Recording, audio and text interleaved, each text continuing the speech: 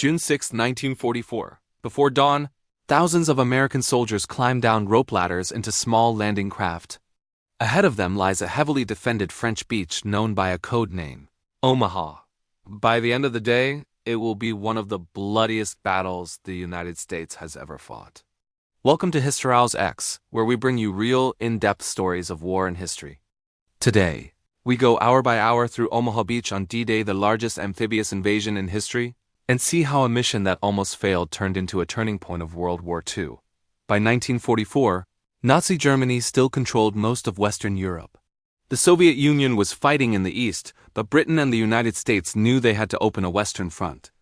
The plan was Operation Overlord: land Allied troops on the beaches of Normandy, in northern France, and push inland. 5 beaches got code names: Utah and Omaha for the Americans, Gold and Sword for the British, and Juno for the Canadians. Omaha, stretching about 10 kilometers, was assigned to the U.S. 1st and 29th Infantry Divisions. Intelligence suggested resistance would be strong but manageable. They were wrong. The Germans had turned the French coast into what they called the Atlantic Wall, a network of bunkers, gun emplacements, barbed wire, mines, and obstacles. At Omaha, high bluffs overlooked the sand. German units, including elements of the veteran 352nd Infantry Division, held dug-in positions with machine guns, artillery, and mortar. Concrete bunkers commanded wide fields of fire across the beach. Between the sea and the cliffs lay open sand, broken only by shallow dunes and scattered obstacles like wooden stakes, metal, hedgehogs, and mines. For the attackers, there would be almost no cover. In the early hours of June 6th, American paratroopers jumped inland to seize key roads and bridges. Out at sea, thousands of ships gathered. Battleships, cruisers, destroyer transports, and landing craft. Before dawn, naval guns opened fire on the coast. Allied planners hoped this bombardment would destroy many German positions. At the same time, bombers attacked defenses behind the beach. But at Omaha, much of this fire fell too far inland. Many German bunkers and machine gun nests survived largely intact. As first light approached, American troops in heavy gear climbed down into small landing craft. The seas were rough. Some men were seasick or soaked. Tanks designed to swim ashore, the DD tanks, were launched too far out, and many sank in the waves. The soldiers were about to face one of the harshest tests of their lives. Around 6:30 a.m., the first assault waves hit Omaha Beach. Immediately, they came under intense fire. Problems hit from every direction. Strong currents pushed landing craft off target, mixing units. Many tanks never reached shore, leaving the infantry exposed. Engineers tasked with clearing obstacles were killed or pinned down. Radios and equipment were lost in the surf. As ramps dropped, some troops were struck before they could even step onto the sand. Others jumped into deep water, weighed down by packs and weapons, and struggled to reach shore. Those who made it to the beach found themselves in a nightmare, bullets snapping past.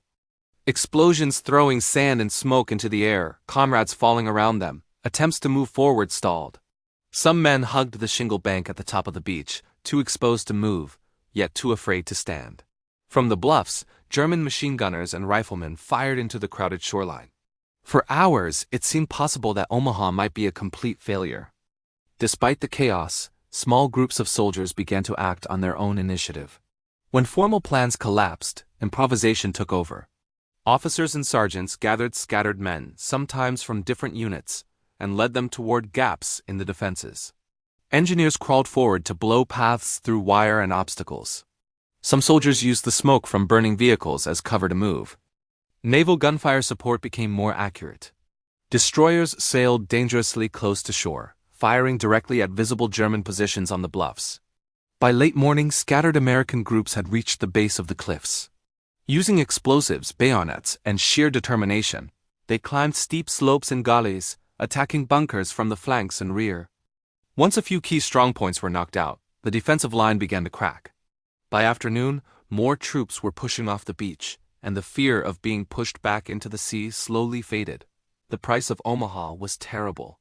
Estimates vary, but U.S. forces suffered around 2,000 to 3,000 casualties killed, wounded, or missing in a single day at this one beach.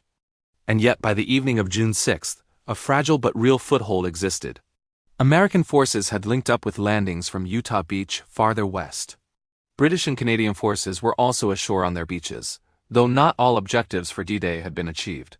Still, the essential goal was met, a continuous Allied front line on the coast of Normandy. Over the next days and weeks, more men, tanks, and supplies would pour in through these beachheads, turning them into a launching pad for the liberation of France and Western Europe. Omaha, the near disaster, had become part of the success story of D-Day. Today, Omaha Beach looks peaceful. Clean sand, gentle waves, green fields beyond. But cemeteries nearby hold thousands of white crosses and stars of David, marking the graves of those who never left.